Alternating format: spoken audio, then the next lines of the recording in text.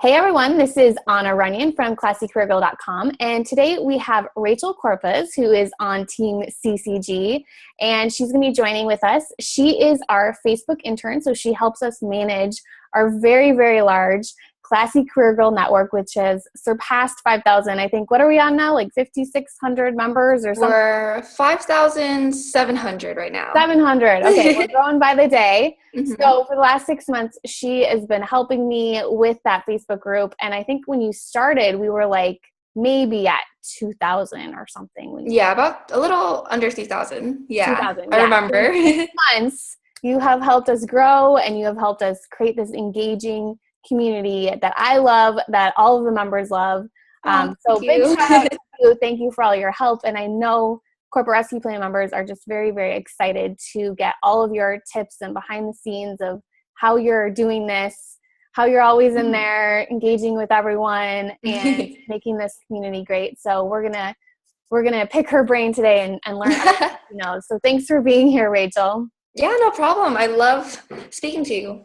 Awesome. Okay. So I wanted to start out by just kind of asking you what was like the biggest thing you've learned just overall in the last 6 months of managing this group that you may not have realized. I think the number one thing is being vulnerable. I know marketing nowadays, traditional marketing with advertisements and commercials, it doesn't really get to people now just because the market is filled with advertisements. So the most important thing I've learned in Facebook groups is just to be vulnerable and to um, like put yourself out there so other people can trust you and other people can get to know about you and you can get to know about them and make connections. Yeah. Because you like the ones where we get the most response and you get the most response too are like the ones where you're sharing about your real life and who you are too, right? Yeah, I showed pictures of me at Starbucks, pictures of my campus, and a lot of people have showed pictures of what they're doing as well, and it's really fun that Yeah. way as well. Pictures are great. Always put those pictures in there for sure to get more people to see them. Okay. Definitely. So let me just kind of go through some of the questions that we got in from our members. So Anna said, I love some best practices on regular things you do. Like what does that weekly posting schedule look like for Classy Career Girl Network? Okay, so we have daily posts we have Monday, Wednesday, Thursday, Friday, and Sunday. A lot of them is basically for helping and encouraging others. We do set it up, or I set it up on an app called Buffer. There's also other apps called Hootsuite too. You can look them up. But essentially, these posts are for sorry. It's okay. Let's see. But yeah, I schedule them ahead of time, so it's very easy to manage as well. And these posts are just for daily engagement, so people can come back and look back on what they've posted, what others have posted, and it's a really great way to bring in the community together. Yeah. So I think we have like Monday motivation where people can share like what they're motivated. And we have like ask for help days. So just like really like themes of what we wanted the group to be like and to support each other. And I think before Rachel came on board too, I created more of like, you inspired me to do this, is create more of like a document that said what our group's all about. And I think that was really important because then when Rachel joined, she kind of knew, okay, what's allowed, what's not, there are rules. And I think did that make your life easier too?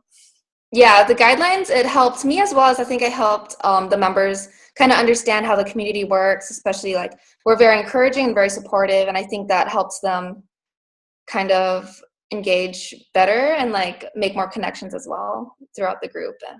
Exactly. Yeah. So that's kind of like the standard. There's automated posts that Rachel's done and put out there. So I think that's important that you have use Buffer or whatever app you're using is to have the scheduled posts.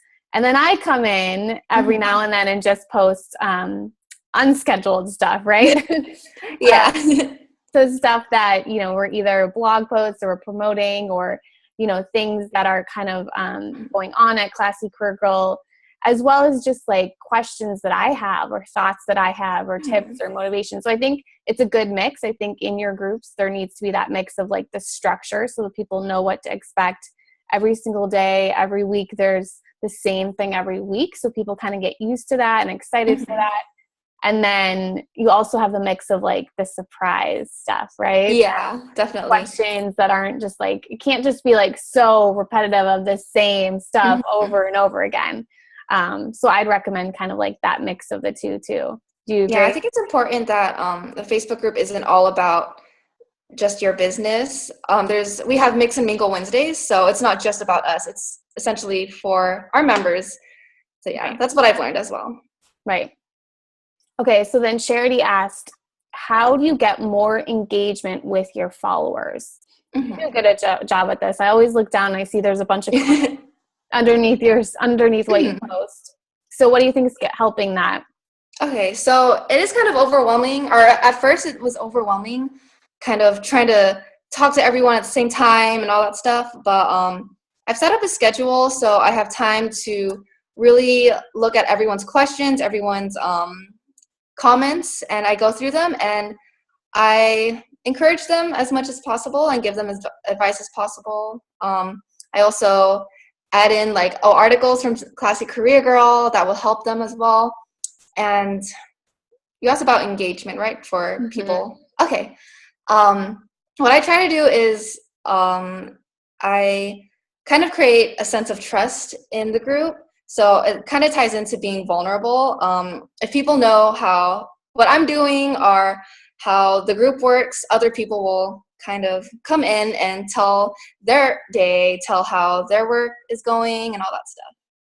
So yeah, I think creating trust is a big way to have more people engage. Yeah, I totally agree that it's a safe place. Like, we're not going to let anyone be mean to you and come back with anything. And we're really all about it being like feedback and helping each other out. So, so what Rachel will do is she'll kind of go through and she'll make sure everyone gets answers responded to. And then if it's something where she doesn't have a blog article to link to, because that's kind of our strategy in the Facebook group, we're linking to the blog because the blog leads into other things in our business. So that's the whole strategy. And then if Rachel can't find a post to like help whatever the question is, then she'll tag me and then I'll come in and provide an answer or link to a blog another blog or something, or tag, someone else in the group that can help out. So that's kind of our strategy of just making sure people get their answers. And then the thing I've realized is when I post, you have to end with a question. That's really, really important. So even if I'm posting like a tip, you have to end with a question so you can get engagement and you can get people to start commenting, because the more people comment, the more people will see the post. So sometimes when we have like really important posts, I'll ask Rachel, like, we'll just make sure people are commenting on it, whether it's just like, say yes if you read this or just something like that. We just want like a comment, because then it goes up into people's feeds and more people see it. So that's the whole trick. Get more comments on everything and questions in there. Do you agree? Yeah, I definitely agree. And it's not just Facebook groups. I've seen our Instagram do that as well. Other businesses do that in other social media platforms. So that's definitely a good tip for any social media you use. Exactly. So our next question came from Brashana, and she said, how do you not get overwhelmed by managing the Facebook group? Because I know it can be overwhelming. Yeah. Do you have any secrets? Oh, yeah. At first it was pretty overwhelming, but the apps definitely help. Buffer, Hootsuite, I used before. That definitely helps a lot. And just having a schedule to answer people's questions, because I know our questions come in like at all different times, especially for the Facebook group we have. It's international. Right. So, oops. Sorry, my video cut off. Okay. It's international, so I'll get answers at 4 a.m., 5 a.m. But I set up a schedule between my classes and between like my work time. So I can manage to answer everyone's questions in a timely manner. And how many minutes do you think it takes to like just do a quick check-in? Quick check-in, I'd say 10 to 15 minutes. Okay. Mm-hmm. I think that's really important to hear you say that, because I mean, Yeah. from an outsider perspective, you're just always there. It seems like you're always on. Mm-hmm. And even from my perspective too, you know, you're always responding to people, but she's, you know, just has a schedule of going in there at certain times, so she's not constantly monitoring it, which I think is extremely important. I know I didn't necessarily have that in the when it was just me of Classy Career Girl Network. And before that, actually, it was called the Love Your Work and Life Ladies before that. And then we transitioned it to Classy Career Girl Network too. So, but yeah, it's definitely good to have someone to bounce questions off of too. Like Rachel and I will send, I think we just did this yesterday or something. Yeah. You know, there's always like, do you think this post goes against our rules? Like, what do you think? And we'll kind of bounce questions off each other. And then sometimes, like yesterday, we're like, oh, I think we need to change our rules because, you know, this doesn't seem right anymore. So it's always nice to have just one other person that's kind of helping you out, whether it's an admin or anything like that too. Yeah, definitely. So that will help you kind of decrease that overwhelm. And like another thing to think about is what things you don't realize when you start a business of like when people request to join, you have to accept them all. So what is your strategy for not being overwhelmed with that? Like, how are you managing all of the requests that are coming in to join? I usually do them every morning. That's how I do it. What I usually do for having people are accepting requests, I usually like look at their profile pictures, see like if they're not what's it called? They're not like, it's not a fake user, you know? Right. I just go through it every morning. It takes me about less than 5 minutes. Yeah. Okay. That's good. So yeah, so it's one time a day, you're just accepting them all. And I think during like launch times, I'm in there helping you too, because it's kind of crazy. And then I think the rules are really helpful to have too. We get a lot of promotions, and this is what you guys don't see. Because Rachel's in there, I'm sometimes in there just deleting stuff, and even John's like, oh gosh, someone just posted about something, you know, like it's just so promotional, and it's not even, it's like fake stuff. Like it's not even check out my website. It's just so spammy, right? Yeah. So that stuff is coming all the time. So one of the things I think that Rachel does really well is you'll message them, right? And what are you kind of telling people? I just give them a reminder and give them a link to our guidelines saying, I explain to them what they've done and where it is in the guidelines. And I also give them a link to our guest post guidelines as well. So if they want to share their experiences or like their stories, like from their business, they can go guest post for Classy Career Girl. And I tell them that gives more views from that rather than just like posting it from the Facebook group. So I get a lot of, they're very like grateful for me to show them the guest posting guidelines as well. Oh, awesome. I didn't know that. That's good. That's very good. Yeah. So I think up until about 2,000 members, I didn't even have any rules really or guidelines. So, I mean, I was up until 2,000. I just wanted people to post and I just wanted to engage with them. I didn't really have a very good strategy. So I do think that now what I've learned, I do wish I would have had those rules earlier. I think there was a time where people were really, and this is before Rachel came on board, people were really taking over my own group because I didn't have rules. They would come in and start doing their own videos and they were promoting their own stuff. And because I was so busy, I just didn't have time to manage it. And I didn't have these rules and guidelines. And so I think that's a big takeaway for me is I wish I would have had the group skyrocketed and grew once there was some clear guidelines and once there was someone really managing it and making sure it didn't get super promotional. And so now if you scroll down that feed, I mean, it's really just engaging. Like people are just asking for feedback, helping each other. And that's what a great Facebook group is, really, you know, a place, a safe place where you can get help and share with each other. So I love our group. Yeah, me too. I love them so much.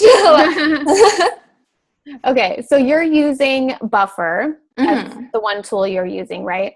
Yeah. And then the pictures I created, I think were in PicMonkey, but you can also use Canva. Sometimes you use pictures too with what you post too, right? Yeah, I use some of the subscription ones that you use. Out of our library. Yeah. Okay. So now Jennifer has a question. She said, how do you differentiate yourself from other Facebook groups out there? And Rachel, I'm going to have to go with you because I have to be honest, I'm really not in any other Facebook groups because I have to give so much to our own, right? Yeah. But I know you in your research started joining other ones, right? Yeah, I kind of look through other successful ones as well to see like how they're doing as well. And what I've seen is the admins, they really get to know their members and their needs. And that's what I try to do. Whenever they, let's say for the set your weekly goals post on Sunday, whenever they say, oh, I'm going to do this and this, I always ask them like, oh, is there any way I can help? Or here's an article to maybe help you out with that. So I think a good way to differentiate yourself is to know your members. Like they won't go to another group if they don't know the people.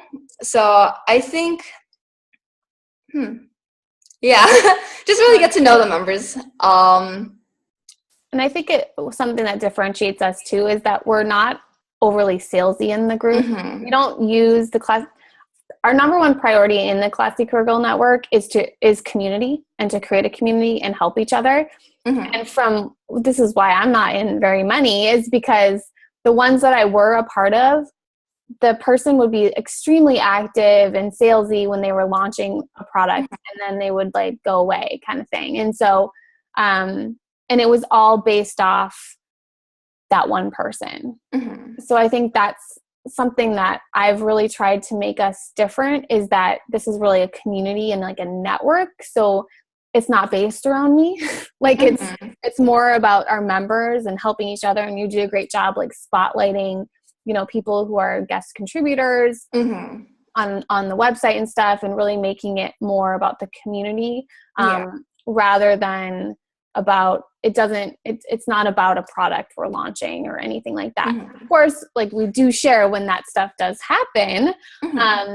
And the one other thing I wanted to share as well is we had a member in Corporate Rescue Plan recently who said that they joined one of our membership sites because I responded to their question in the Facebook group. And that's what made them buy, is because of that response in the Facebook group. So I think that's key. Is exactly what Rachel is saying, is like know your members and respond to them. There was a day, and this was a day we had done like a video series, and we were closing the doors to one of our membership sites, and there was like 50 comments, and I spent that entire day responding to like all of those 50 comments in the Facebook group. And I think that just that, like you have to respond to your members. And I think there's so many other Facebook groups that they'll post something, but then they're not going back in there. People get busy. I mean, being an entrepreneur is extremely busy, so I get it. But I do think that's what has made us differentiate, is that you'll get a response. If not from me, from someone else that's probably even more knowledgeable than me, right? Or Rachel, or, you know, everyone's just helping each other out. Yeah, what's really interesting actually, the past weeks, I've seen a lot of members actually helping other members as well. So once you get that like momentum, it'll be really fun and like a little less stressful, because like other members are going to be answering other members' questions. Right. So it's kind of less work, kind of like a secret.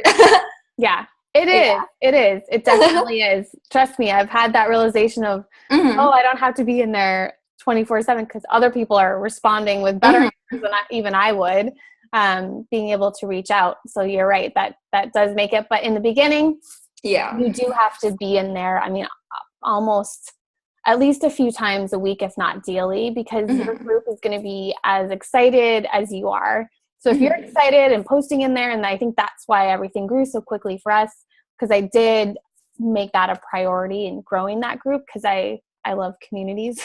So I think that was really important. Okay, so Jennifer Croy said, how do you add value and do it with a streamlined approach? Is that something you want to take, or do you want me to take that one, Rachel? Let's see. I did answer in the corporate rescue plan. Let me see what I wrote. Okay, I'll start, and then you can pipe in. But okay. So I think for us adding value, it comes with, we try and do a lot of stuff that's special for members, and so I'll give like a free PDF that's like only available for members. Actually, to join the group, immediately when you join, there's like a file that has like our productivity hacks. That's like a completely free PDF, no opt-in or anything. So we just are always trying to like make our members feel special with like free stuff, right?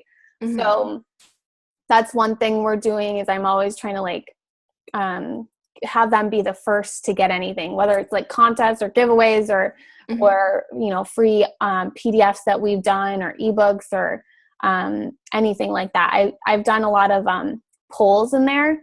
So I'll ask them like, okay, I'm creating a new ebook. What do you want me to make? And I'll list out like 10 things, and then I'll create the thing that got the number one response.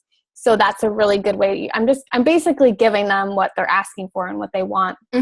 Another way that I've added value is doing Facebook Lives in the group. So I'll do a poll. Okay, I'm doing a Facebook Live next week. What do you want me to do a Facebook Live on? I'll give them topics, and then they'll vote on the one. So always doing what they're asking for and what they want, and giving them what they want. And then besides, obviously, the answering questions, pointing them to the right blog post. I know you created like a resource list, which is pretty cool. Yeah. Going off from what you said, I totally agree with the feedback one. To add value, you should know what value do they want. So I think getting feedback, getting polls, surveys is definitely a good way to know what to add and how to add that value. Exactly. Yeah. So any way you can do it. I mean, it's just asking them what they want and giving it to them. A lot of people just want to be heard. They just want a safe place, and they want to learn and grow together. And so there's a lot of stuff you could do to help each other in the Facebook group. The other thing we've done is challenges. So we've done like 5-day challenges, 3-day challenges, something to, like, we had that free planner, and we put together a challenge based off it. So something to help them like take what they're learning, whatever it is you teach or what your product is, take it and actually use it and apply it and implement it and move forward. So that's something else that you can do. Yeah, that's a great way to engage with members as well, just to have a challenge like throughout the whole week, so they can always go back and comment. Yep. Yeah. So I think it kind of leads into Triva's question. So she said she already has a great Facebook group. It's pretty engaged, but how can I encourage members to create posts rather than me creating all the content and posts? Do you have any ideas, or do you want me to take this one? I already said it, just to create trust. I don't know how to explain how, but the number one thing is to create trust within the group. And that's how you kind of let them be able to tell them how they feel, tell them like what their questions are. And Yeah, I think I think it's also being very clear on like the rules and guidelines, and that we want them to ask questions. So like there's a pinned comment that says, ask, like, here's the purpose of our group and here's what this is all about. And then even in our guidelines, it says, this is what we want you to post. Ask for feedback, ask a question. It's like, it's very clear. Because I think that's what holds people back from Facebook groups, especially now, is people are just worried about like what's right and what can I post and what can't I post. So I would create a pinned post at the top of your Facebook group that kind of tells people what you're looking for and what the purpose of the group is. And then I try and go in there. probably need to do this today because I haven't done this in a while, and do a post that just kind of welcomes new people. Not specifically, I used to welcome everyone that joined. The group got too big and I couldn't do that anymore. But I think that's important when you're starting, is to welcome new members. Now I just say welcome, but I'm not like tagging everyone like I used to. I used to do that for a long time. But I do think it's important to welcome new members, and then just kind of give them a link to the guidelines and like what you can post, like what we want to see. I think that's important, Treva, to kind of remind people, these are the types of questions that I want to see in here. And then just when people do, they see you responding. And I'm in a Facebook group right now. I asked a question and I never got a response. So I'm never going to ask a question again, right? It's in a different group I'm in. And if I saw someone else ask a question and they didn't get a response, I wouldn't ask a question. So people are watching. People are really watching to see how other people are getting responded to. And if they see that there's 5 responses on someone's question, then they'll be more likely to start a new topic themselves. But yeah, it's exactly what you said. It has to be like that safe place. Yeah, definitely. If I don't have time to comment beforehand, I'll just like everyone's comments. And then later on, when I do have time, I go back in. So they'll see that I've at least seen their question, and I try to answer them within 24 hours. Yes, that's awesome. That's kind of like my time frame. Awesome. Okay. The other way to get people to create new posts is to do that challenge we were talking about. But in order to participate in the challenge, you have to like post a new post. So we did that with my startup story, where it was like a 7-day challenge, and each day we pointed them to the Facebook group to share a writing prompt. Like we gave them a prompt, like I am at my best when, and then they were supposed to start a post themselves with that and use that hashtag. So that's an idea to get people started posting themselves. Okay, Stephanie says, I'm starting to build my group. Tips for getting started. Rachel, you weren't here when we started. Yeah. So I'll probably have to take this one. So I think, so for me, getting started, I think the most important thing is it doesn't matter how many people are there. You really have to treat everyone like it's our 5,700 member group. Like you have to devote a lot of time and attention into each member, and make it a fun place to hang out. Make it a safe place, build that trust, build that relationship, because that's what Facebook groups are all about. We haven't really touched on like, why are we building this Facebook group? But that's really what it's all about, is to let people know that you're a real person, that when it does come time to make your product or service available and you're ready to make that offer, that they already know, like, and trust you, so they feel comfortable about that. And so I think that's the most important part, is start building that group of people that maybe are enjoying your content or reading your content, but they're seeing you now as a real person. You're not just this person with a business profile or this person running a company, but you really care, you really, really care about them. So the most important thing is to start. Don't overthink it. Just start growing that group. And then try and bring in everything you do in your business to that group. So like we have, an autoresponder that goes out that invites people. Everyone new on our email list gets an invite to our group. And we're always trying to, whether it's like if you sign up for a webinar, you get an invite to a group, or you land on a thank you page that invites you to the group. Like a few times a week on Instagram, we're pointing to the group. On Facebook, we have an automatic post that's going out every week that's pointing to the group, and Twitter. So everything is focused on building that group, because that's really where people can get to know us and get to know the community better, and then move to that next phase.